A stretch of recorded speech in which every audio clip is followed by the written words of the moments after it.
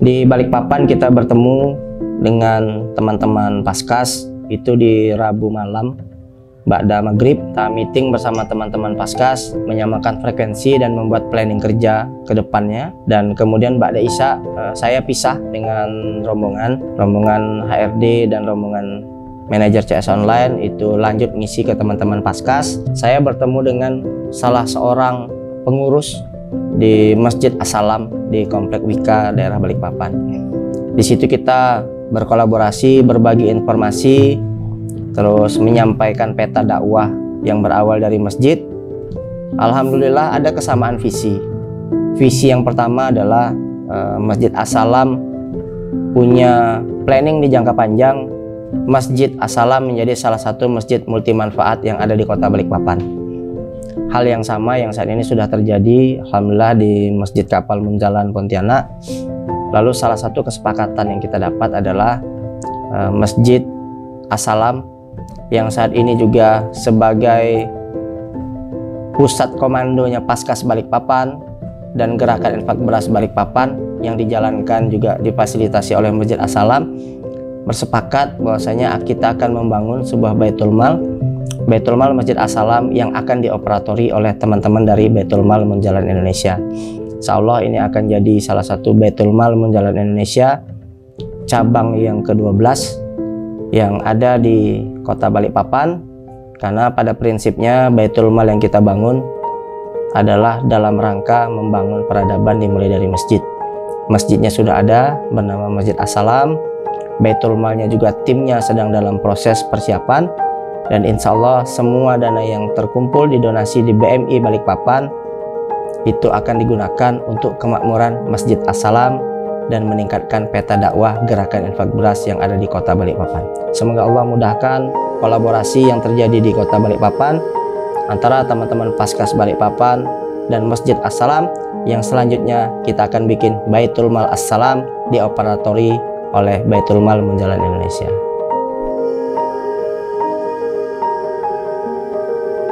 Kami bertolak dari Balikpapan menuju Provinsi Sulawesi Tengah, tepatnya di Kota Palu. Disambut oleh teman-teman BMI Palu dan juga Komandan Paskas Palu yang biasa saya panggil Om Udin atau Ayah Udin, Pak Haji Saharudin, serta manajernya yaitu Ustadz Zulkarnain.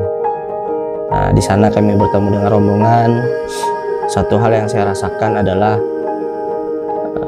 sebuah kondisi yang sangat emosional, di mana Palu 2 tahun yang lalu diterpa sebuah bencana dahsyat, yaitu tsunami dan juga gempa yang cukup membuat Republik Indonesia prihatin, dan sampai dengan saat ini masih dalam proses pemulihan. Besar harapan kunjungan yang dilakukan di Kota Palu itu selain bersilaturahmi dengan teman-teman Paskas yang ada di Kota Palu, juga bisa melakukan sesuatu atau memberikan sesuatu hal yang bisa dirasakan langsung oleh masyarakat Kota Palu. Itu yang saya rasakan ketika pertama kali tiba di Kota Palu.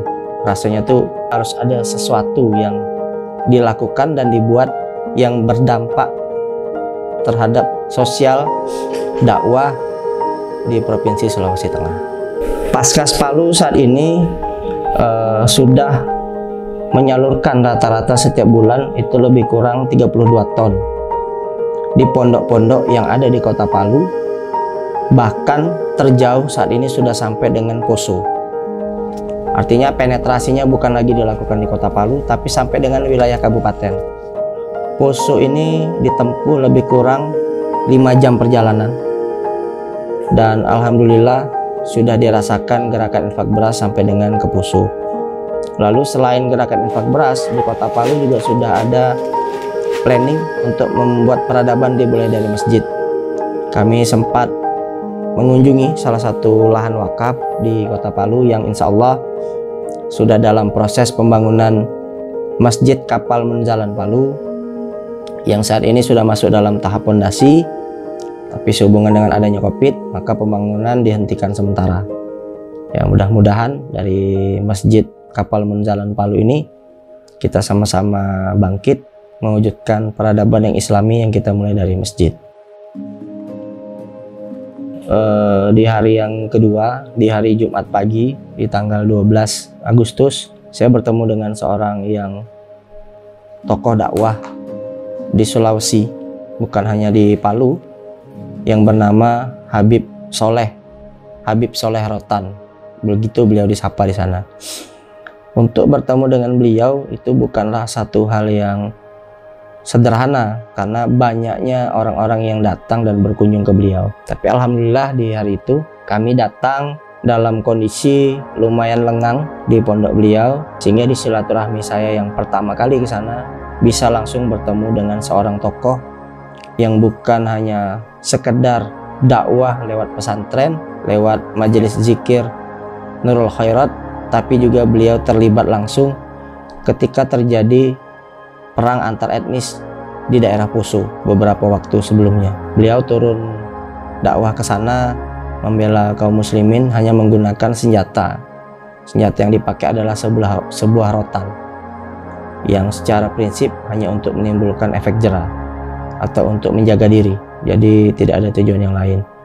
Sebuah keberkahan bisa bertemu dengan beliau, sebuah momen yang luar biasa buat saya pribadi, bertemu, bercerita, dan didoakan selalu istiqomah dalam dakwah oleh orang yang luar biasa soleh, yang lebih memilih berdakwah di daerah pegunungan, yang dakwahnya untuk mendakwahkan Islam kepada suku-suku yang ada di daerah pegunungan Sulawesi Tengah, menceritakan bagaimana indahnya Islam.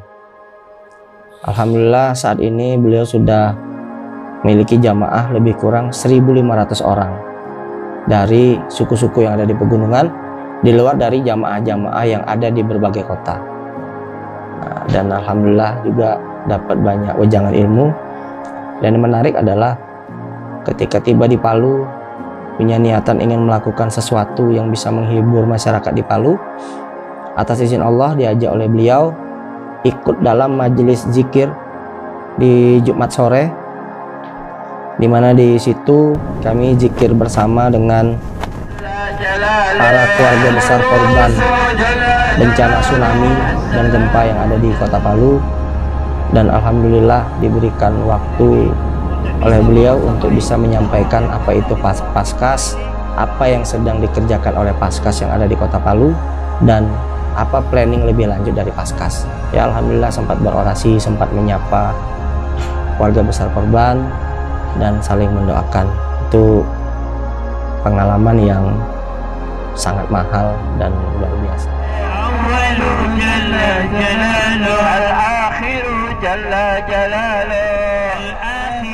Kejadian-kejadian yang saya alami ini sebagai ibroh, sebagai sebuah pesan bahwasanya ketika kita menyamakan frekuensi dengan para guru-guru kita, dengan para habaib-habaib, dengan para ulama-ulama, maka Allah akan memudahkan untuk kita dipertemukan untuk belajar langsung dengan orang-orang yang sudah terjun dalam dakwah jauh lebih dulu, jauh lebih hebat, dan jauh lebih dalam dibanding apa yang saya kerjakan saat ini.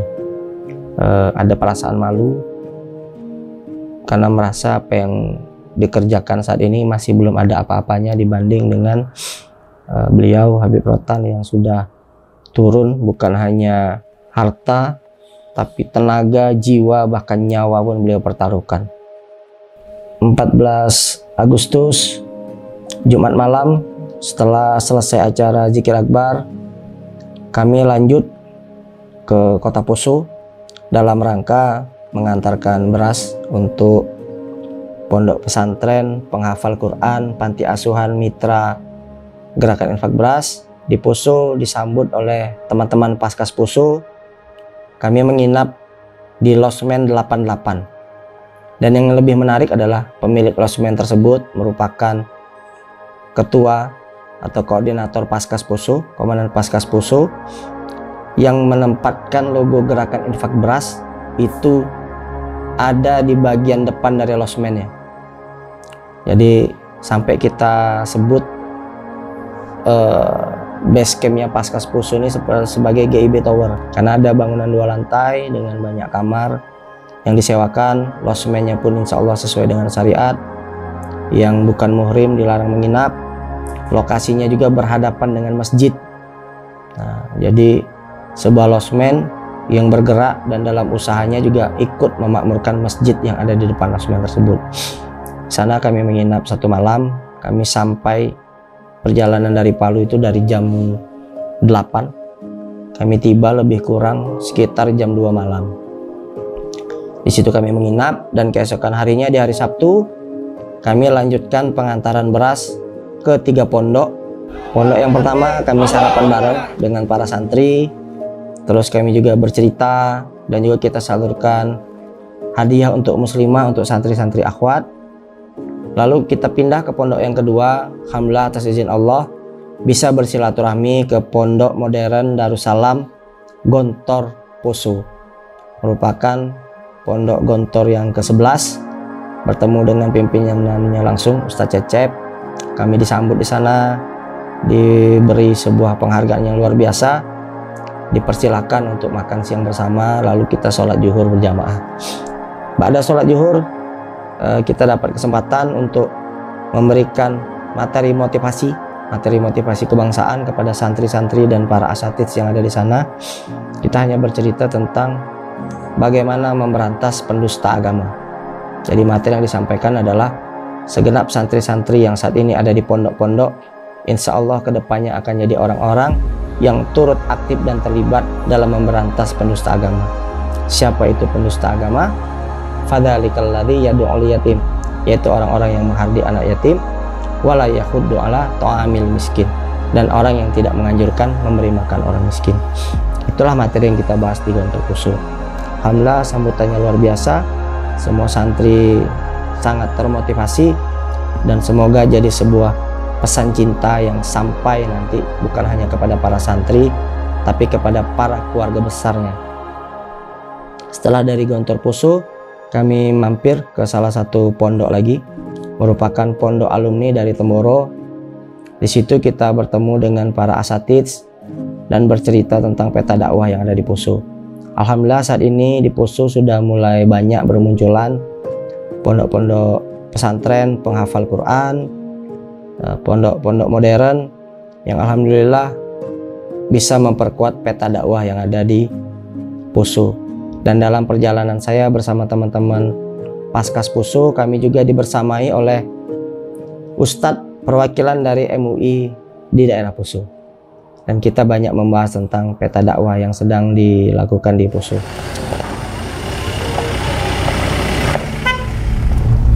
jam lagi sampai. Alhamdulillah dari Poso kita turun balik lagi ke Kota Palu. Waktu itu menunjukkan lebih kurang jam 3 sore. Jam 3 sore untuk sampai Palu itu perkiraan jam 8. Jam 8 malam itu sudah ada agenda kumpul lagi dengan segenap tim inti Paskas Palu untuk sesi coaching dan planning pergerakan selanjutnya. Alhamdulillah kami tiba di Palu tepat waktu, lebih kurang sekitar jam 8 malam, dan sesi meeting malam pun kita mulai.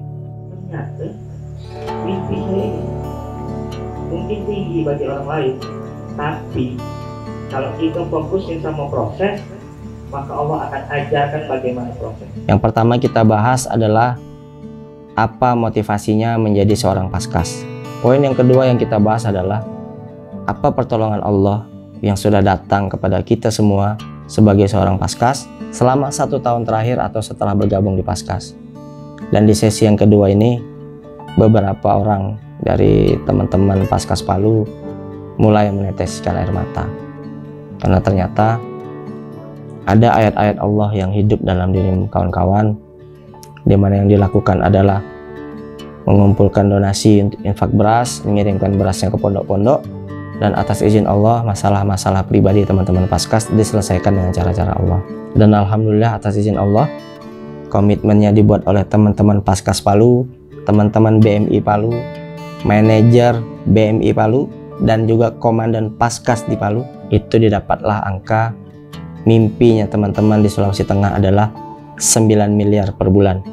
Semoga angka ini angka terbaik, jadi doa, dan semoga Allah memberikan banyak hadiah-hadiah dalam kehidupan teman-teman semua yang ada di Kota Palu. dalam mewujudkan mimpi kita sama-sama. Salam 9 miliar Paskas Palu. Alhamdulillah, di hari Minggu tanggal 16 Agustus kami berangkat dari Palu, meninggalkan kota Palu.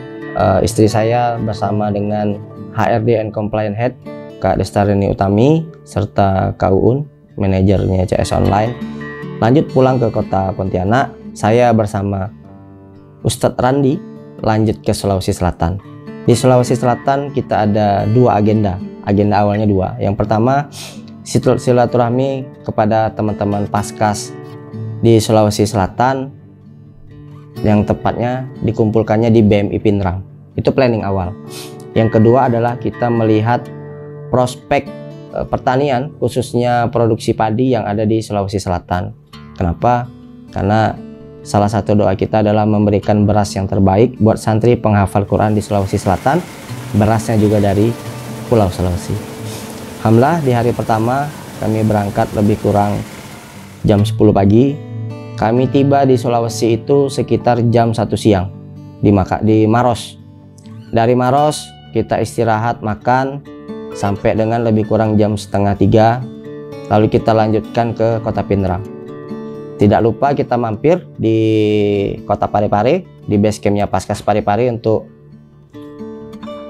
silaturahmi sebentar, lalu lanjut ke kota Pindrang. Dan tiba di Pindrang itu pas maghrib. Di maghrib kita lakukan sholat maghrib berjamaah. Habis sholat maghrib berjamaah kita lanjutkan sesi yang pertama, yaitu materi training tentang membuat konten kreator. Nah, jadi tim konten kreator yang kreatif disampaikan langsung oleh Ustadz Randi Kusumaatmadja. Baru Ba'da Isya membahas tentang planning pergerakan peta dakwah Paskas Pindrang dan BMI Pindrang ke depannya. Di situ bertemu dengan seluruh teman-teman Paskas, kita membahas segala sesuatu untuk pengembangan peta dakwah. Salah satu mimpinya adalah membangun masjid.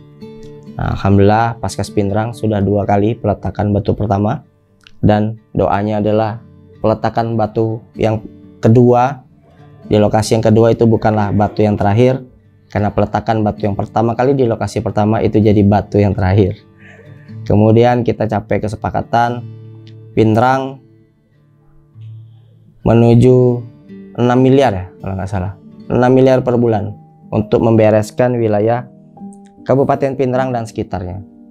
Lalu di hari kedua kita jalan-jalan ke kota Sidrap, melihat prospek beras, produksi beras, kualitas beras yang ada di Sidrap. Tapi pagi harinya kita dijemput oleh teman-teman dari Masjid Kurir Langit, Bang Syahid dan tim untuk ikut upacara 17 Agustus di Masjid Kurir Langit, Masjid Modern Kurir Langit.